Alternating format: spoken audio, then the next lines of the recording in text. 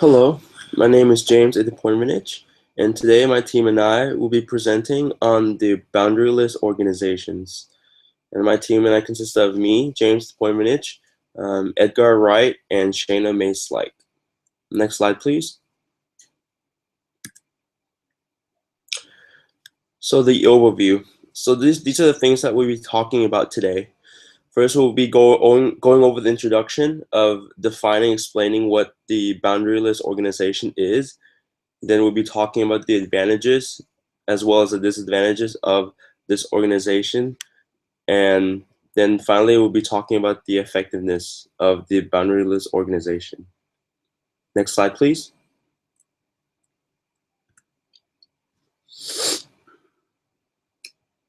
All right, we'll start off with the introduction for what the boundaryless organization is. And it is a contemporary approach in organization design. It is an organization that is not defined or limited by the horizontal, vertical, or external boundaries imposed by a predefined structure. So this phrase, boundaryless organization, is a term coined by Jack Welch, which is a former CEO of General Electric. And his quote says, "Our dream for the 1990s is a boundaryless company where we knock down the walls that separate us from each other on the inside and from our key constituencies on the outside." Next slide, please.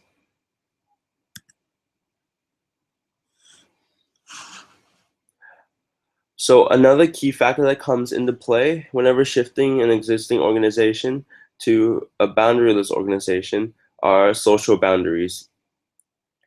So social boundaries so the three that we identified that needs to be overcome to make an organization function correctly are role-based barriers, departmental or functional barriers, and geographic boundaries. So role-based barriers happen as a result of seniority levels. It's easy for a company to tell every employee that they're leaders, but however, in practice, it will always be difficult to approach someone with a higher rank and speak openly. And the second barrier is the departmental or functional barriers, um, which has to do with departments and functions. People tend to hang out with those they feel most comfortable with. So basically, marketing people stick with marketing people, sales with sales, and such and such. And lastly, the geographic barriers is has to do with barriers that come up because of not being in the same physical location. And the solution to this is through utilization of technology to really communicate ideas and solutions to each other. So these principles in shifting an organization to become boundaryless is about shifting perspective from telling people what to do to getting them excited to want to do things. Next slide, please. So now we'll be talking about the advantages of this organization. So first off, there are two obvious advantages of having a boundaryless organization. The first is obviously as the name goes, the lack of physical boundaries.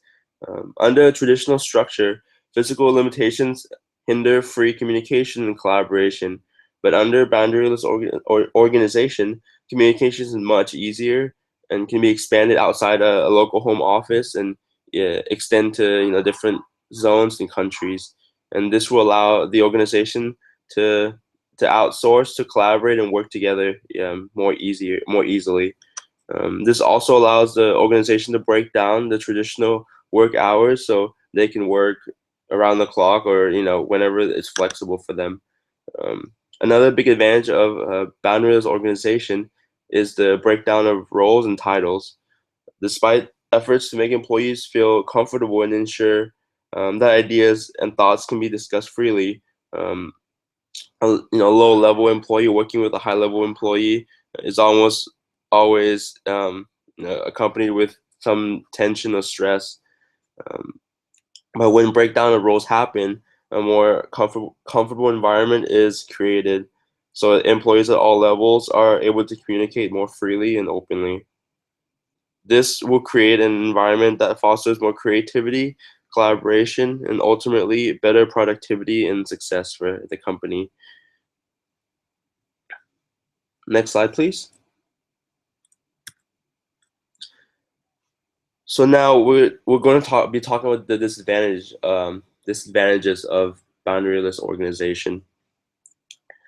There are times when a complete breakdown of roles and boundaries can be problematic, and especially with a more relaxed relationship among coworkers, can also come a more relaxed feeling about responsibilities.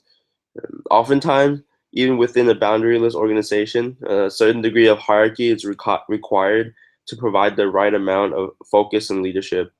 Boundaries can provide this structure, and roles keep the structure that can often be necessary in making decisions and keeping members focused on the work that needs to happen to finish.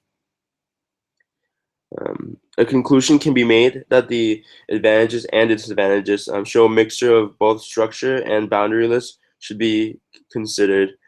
There's really no single perfect method that will ensure the greatest success, um, but the pros and cons should be weighed and applied um, as needed, really, and as necessary. Next slide, please.